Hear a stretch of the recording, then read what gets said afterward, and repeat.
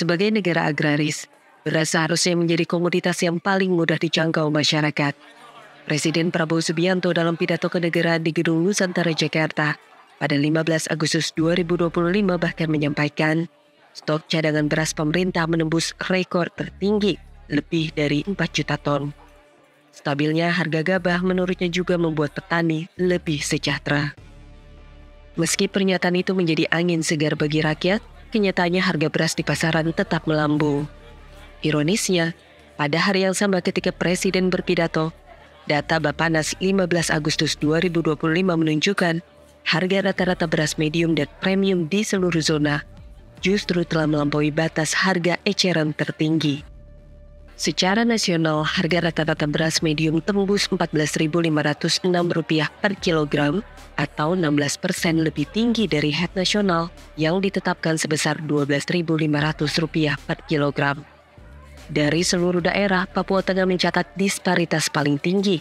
Harga beras medium di sana melambung hingga Rp24.289 per kilogram atau nyaris 80% di atas head zona 3 sebesar Rp13.500 per kilogram.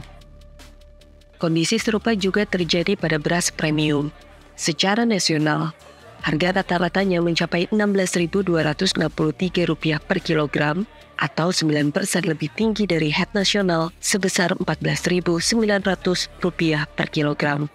Sementara disparitas terbesar juga terjadi di Papua Tengah, di mana harga beras premium melambung hingga Rp26.412 per kilogram atau 67% di atas head zona 3 sebesar Rp15.800 per kilogram. Untuk mengatasi kesenjangan harga ini, pemerintah perlu melakukan intervensi pasar sekaligus mengawasi pergerakan harga dari produsen ke konsumen sebab pengendalian ini sangat berpengaruh pada keterjangkauan beras, salah satu aspek pentingnya ketahanan pangan. Penyebab mahalnya harga beras memang cukup kompleks, mulai dari produktivitas, struktur biaya, kebijakan, hingga rantai distribusi yang terlalu panjang. Menurut Badan Pusat Statistik, distribusi perdagangan beras di Indonesia dari produsen ke konsumen akhir melibatkan 6 pelaku usaha perdagangan, yakni importir, distributor, subdistributor, pedagang grosir, supermarket atau swalayan, dan pedagang eceran.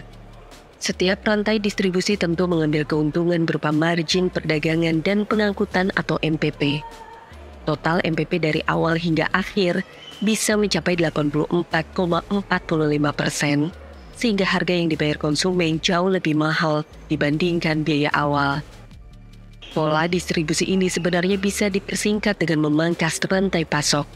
Gabah dari petani langsung masuk ke produsen atau penggilingan, lalu beras dikirim ke distributor yang menjual langsung ke konsumen.